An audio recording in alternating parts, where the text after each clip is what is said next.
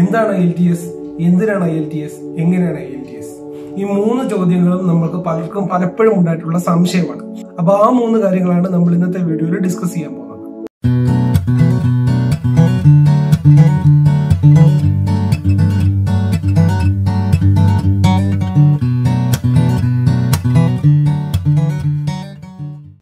Hello guys, എല്ലാവർക്കും global മല്ലുവിന്റെ രണ്ടാമത്തെ എപ്പിസോഡിലേക്ക് സ്വാഗതം. ഇന്ന് നമ്മൾ ചർച്ച ചെയ്യാൻ പോകുന്നത് IELTS എന്താണെന്നും അതിന് എന്തുമാത്രം ഡിവിഷൻസ് ഉണ്ടെന്നും എങ്ങനെ നമുക്കതിനെ അപ്രോച്ച് ചെയ്യാൻ പറ്റും എന്നുള്ള കാര്യത്തെ കുറിച്ചാണ്.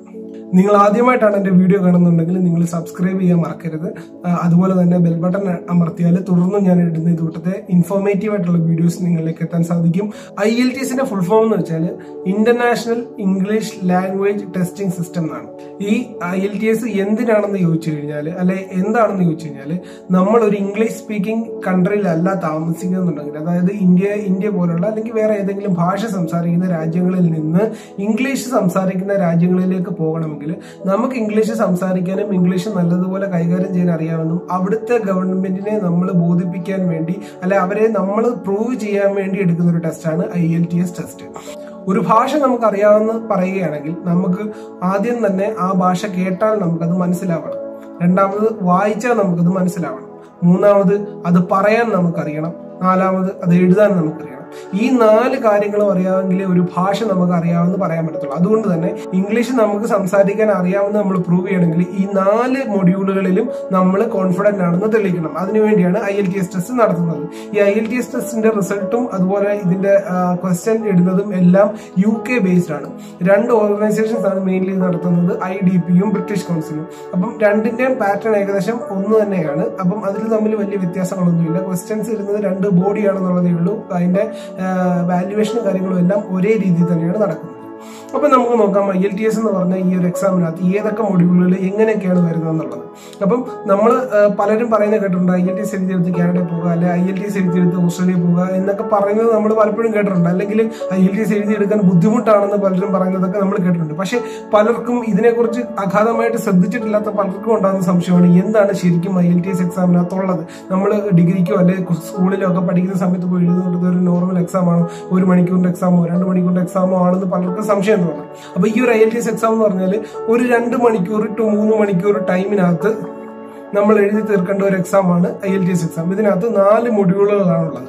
അപ്പൊ ഓരോന്നും ഞാൻ വളരെ ഇൻഡിവിജ്വലായിട്ട് എക്സ്പ്ലെയിൻ ചെയ്തു തരാം. എന്താണ്, എങ്ങനെയാണ്, ഇതിന്റെ ക്വസ്റ്റ്യൻ പാറ്റേൺസ് ഒക്കെ എങ്ങനെയാണെന്ന് ഞാൻ പറഞ്ഞുതരാം.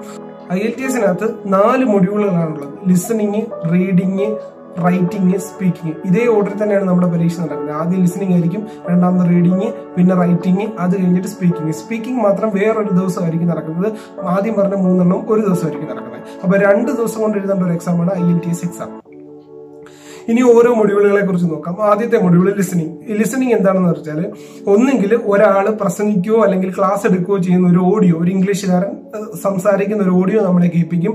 ആ ഓഡിയോ നമ്മൾ കേട്ടിട്ട് അതുമായിട്ട് റിലേറ്റ് ചെയ്തുകൊണ്ടുള്ള കുറച്ച് ക്വസ്റ്റ്യൻസ് കാണും. ഈ ക്വസ്റ്റ്യൻസിന് നമ്മൾ കേട്ടോണ്ടിരിക്കുമ്പോൾ തന്നെ ആൻസർ ചെയ്യണം.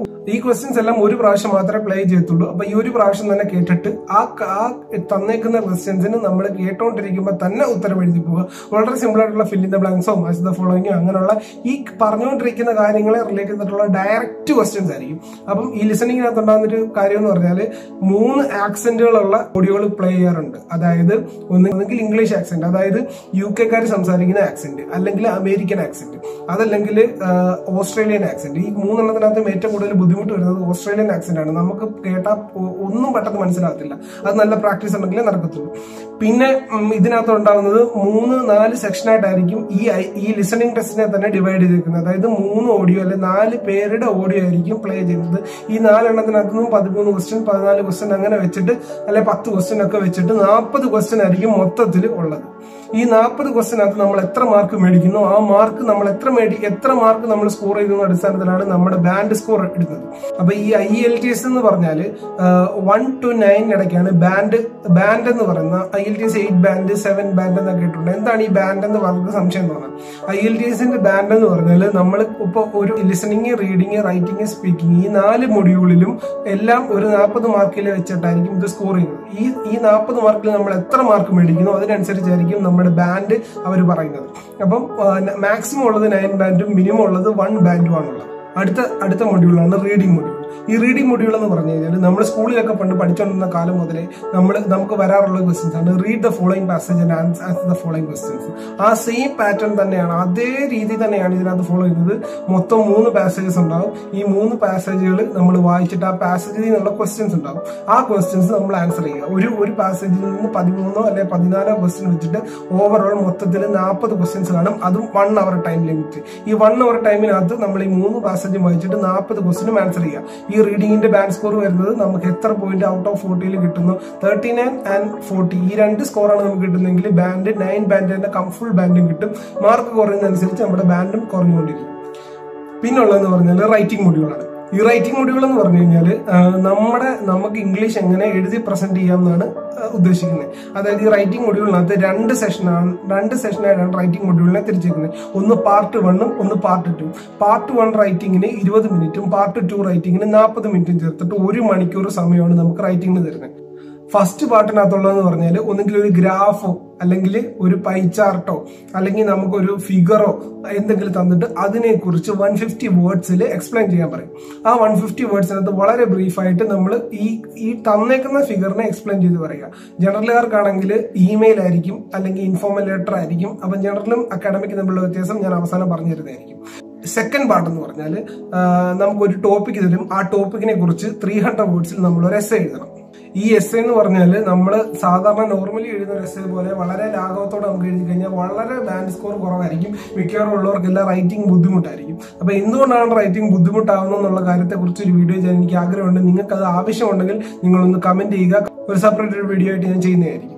4ാമത്തെ മൊഡ്യൂളാണ് സ്പീക്കിംഗ് മൊഡ്യൂൾ. ഈ സ്പീക്കിംഗ് മൊഡ്യൂൾ എന്ന് പറഞ്ഞു കഴിഞ്ഞാൽ നമുക്ക് ഇംഗ്ലീഷിൽ എന്തുമാത്രം കോൺഫിഡന്റ് ആയിട്ട് നമുക്ക് സ്പീക്ക് ചെയ്യാൻ പറ്റും എന്നുള്ളതാണ് ഇതിനകത്ത് നോക്കുന്നത്. ഇതിനകത്ത് ബാക്കി നമ്മുടെ ആക്സന്റ്, നമ്മുടെ വൊക്കാബുലറീസ് ഒക്കെ ചെക്ക് ചെയ്യുമെങ്കിലും മെയിൻ ആയിട്ടും സ്പീക്കിങ്ങിന് നമുക്ക് വേണ്ടത് ധൈര്യമായിട്ട് സംസാരിക്കാനുള്ള ഒരു മനസ്സാണ്. ധൈര്യമായിട്ട് നിങ്ങൾക്ക് സംസാരിക്കാനുള്ള ഒരു കഴിവുണ്ടെങ്കിൽ നിങ്ങൾക്ക് മാക്സിമം കുഴപ്പമില്ലാത്ത ഒരു സ്കോർ നിങ്ങൾക്ക് IELTS സ്പീക്കിങ്ങിന് നേടിയെടുക്കാൻ പറ്റും. അപ്പൊ ഈ IELTS സ്പീക്കിങ്ങിനെ 3 സെഷനായിട്ടാണ് തരംതിരിച്ചിരിക്കുന്നത്. 1ാമത്തെ സെഷൻ എന്ന് പറഞ്ഞാൽ ഇന്ററാക്റ്റീവ് സെഷൻ, അതായത് വളരെ ഒരു വാമപ്പ് സെഷൻ പോലത്തെ ഒരു സെഷനാണ്. നമ്മുടെ അടുക്ക വളരെ നോർമലായിട്ട് നിങ്ങൾ എവിടുന്നാണ് വരുന്നത് അല്ലെങ്കിൽ ഇൻട്രൊഡ്യൂസ് യുവർസെൽഫ് അങ്ങനത്തെ വളരെ നോർമലായിട്ട് നമുക്ക് നമ്മുടെ സ്ഥലത്ത് നമ്മൾ ജീവിക്കുന്ന സ്ഥലത്തെ കുറിച്ച് പറയുക. അങ്ങനെയുള്ള വളരെ ജനറൽ ക്വസ്റ്റ്യൻസ് കുറച്ച് ചോദിക്കും. അപ്പോഴത്തേക്ക് നമ്മൾ ആ കമ്മ്യൂണിക്കേഷനിൽ നമ്മളൊന്ന് ഫ്രീ ആയി കഴിയുമ്പോൾ അടുത്തത് ഒരു ക്യൂ കാർഡ് തരും. ക്യൂ കാർഡ് എന്ന് പറഞ്ഞാൽ ഒരു ടോപ്പിക്ക് നമുക്ക് തരും. ആ ടോപ്പിക്ക് നമുക്ക് പ്രിപ്പയർ ചെയ്യാൻ വേണ്ടി ഏകദേശം ഒരു മിനിറ്റോളം സമയം തരും. ഒരു പെൻ ആൻഡ് പേപ്പർ തരും. നമുക്ക് വേണമെങ്കിൽ നമ്മുടെ ആശയങ്ങൾ അതിനകത്ത് നോട്ട് ഡൗൺ ചെയ്ത് വെക്കാം ആ പേപ്പറിനകത്ത്. എന്നിട്ട് 2 മിനിറ്റ് കണ്ടിന്യൂസ് ആയിട്ട് ആ കീവേഡ്സ് നമ്മൾ എഴുതി വെച്ചിരിക്കുന്ന പോയിന്റ്സുകൾ നോക്കിയിട്ടാണെങ്കിലും 2 മിനിറ്റ് തന്നേക്കുന്ന ടോപ്പിക്കിനെ കുറിച്ച് കണ്ടിന്യൂസ് ആയിട്ട് നമ്മൾ സംസാരിക്കുക. അതിനകത്തിടയ്ക്ക് ലാഗ് വരാതെയോ ഹമ്മിങ്ങുകൾ, അതായത് എന്ന് പറയുന്ന കൂട്ടത്തെ ഹമ്മിങ്ങുകൾ വരാതെ മാക്സിമം ഫ്ലുവന്റ് ആയിട്ട് ഇംഗ്ലീഷ് സംസാരിക്കാൻ ശ്രമിക്കുക. അതാണ് സ്പീക്കിങ്ങിന്റെ 2ാമത്തെ സെഷൻ. 3ാമത്തെ സെഷൻ എന്ന് പറഞ്ഞാൽ നമ്മൾ ഈ സംസാരിച്ച് തീരുന്ന ടോപ്പിക്കിനെ റിലേറ്റ് ചെയ്തുകൊണ്ടുള്ള കുറച്ച് ക്വസ്റ്റ്യൻസ് അവർ ചോദിക്കും. ആ ക്വസ്റ്റ്യൻസ് ഒരു ഗിവ് ആൻഡ് ടേക്ക് രീതിയിൽ കുറച്ച് ഇന്ററാക്റ്റീവ് സെഷനായിട്ട് നമ്മുടെ ക്വസ്റ്റ്യൻസ് ചോദിക്കും. അതിനെ നമ്മൾ എങ്ങനെ ചിന്തിച്ച് മറുപടി പറയുന്നു എന്നുള്ളതിനനുസരിച്ചായിരിക്കും അത് സ്കോർ ചെയ്യുന്നത്. ഈ സ്പീക്കിങ്ങിന്റെ പ്രത്യേകത എന്ന് പറഞ്ഞാൽ നമുക്ക് മാർക്ക് ഇടുന്നത് 2 പേരായിരിക്കും. ഒന്ന് നമ്മുടെ ഫ്രണ്ടിൽ ഡയറക്റ്റ് വരുന്ന ഇൻവിജിലേറ്ററും, 2 നമ്മൾ ഈ പറയുന്ന സംസാരം റെക്കോർഡ് ചെയ്തിട്ട് അവർ UK അയക്കും. അപ്പം അവിടുന്ന് ഒരു സെക്കൻഡ് ഇൻവിജിലേറ്റർ നമ്മുടെ ഈ ഓഡിയോ കേട്ടിട്ട് നമുക്കൊരു ബാൻഡ് സ്കോർ ഇടും. എന്നിട്ട് അതിന്റെ 2ന്റെയും കൂടെ ആവറേജ് ആയിരിക്കും നമുക്ക് കിട്ടുന്നത്. അപ്പം ഇന്ന് മൊത്തം ഞാൻ പറഞ്ഞത് IELTSന്റെ മൊഡ്യൂളുകൾ എത്രയാണ്, അതിന്റെ സ്കോറിംഗ് എങ്ങനെയാണെന്നുള്ള കാര്യങ്ങളാണ്. മൊത്തം 4 മൊഡ്യൂളുണ്ട്. 1 ലിസണിങ്, റീഡിങ്, റൈറ്റിംഗ്, പിന്നെ സ്പീക്കിംഗ്. അപ്പം ഈ 4 മൊഡ്യൂളാണ് IELTSനകത്തുള്ളത്. അപ്പം നിങ്ങൾ വിചാരിക്കും അതിൽ ബുദ്ധിമുട്ടുണ്ടോന്ന് ചോദിച്ചാൽ ബുദ്ധിമുട്ടുണ്ട്, ബുദ്ധിമുട്ടില്ലെന്ന് ചോദിച്ചാൽ ബുദ്ധിമുട്ടില്ല. നിങ്ങൾ എങ്ങനെ IELTSനെ അപ്രോച്ച് ചെയ്യുന്നു എന്നുള്ള കറക്റ്റ് മെത്തേഡിൽ കൂടെ കറക്റ്റ് ട്രിക്കുകൾ യൂസ് ചെയ്തിട്ട് നിങ്ങൾ IELTSനെ അപ്രോച്ച് ചെയ്യുവാണെങ്കിൽ വളരെ പെട്ടെന്ന് തന്നെ നിങ്ങൾക്ക് അത് ക്രാക്ക് ചെയ്യാൻ പറ്റും. ഞാൻ IELTS ക്രാക്ക് ചെയ്തതാണ്, അതിന്റെ കോൺഫിഡൻസിലാണ് നിങ്ങളോട് ഞാൻ പറയുന്നത്. നിങ്ങൾക്ക് ഈ വീഡിയോ ഇഷ്ടപ്പെട്ടിട്ടുണ്ടെങ്കിൽ ലൈക്ക് ചെയ്യുക, ഇഷ്ടപ്പെട്ടില്ലെങ്കിൽ ഡിസ്ലൈക്ക് ചെയ്യുക. നിങ്ങളുടെ അഭിപ്രായങ്ങളും അതുപോലെ നിങ്ങളുടെ സംശയങ്ങളും നിങ്ങൾ കമന്റ് ബോക്സിൽ ഇട്ട് കഴിഞ്ഞാൽ ഞാൻ അതിനെല്ലാം സൊല്യൂഷനും അതുപോലെ വരും വീഡിയോസിൽ നിങ്ങൾ തരുന്ന അഭിപ്രായങ്ങൾക്കനുസരിച്ചുള്ള ഇംപ്രൂവ്മെന്റ്സും വരുത്താൻ ആഗ്രഹിക്കുന്നുണ്ട്. ഇനിയും ഇതേപോലെ ഇൻഫോർമേറ്റീവ് ആയിട്ടുള്ള ഓതന്റിക് ആയിട്ടുള്ള ഒരു വീഡിയോയുമായിട്ട് നിങ്ങളുടെ മുമ്പിൽ ഞാൻ വീണ്ടും വരുന്നതായിരിക്കും. ഇനിയും കാണുന്നവരേക്കും നന്ദി.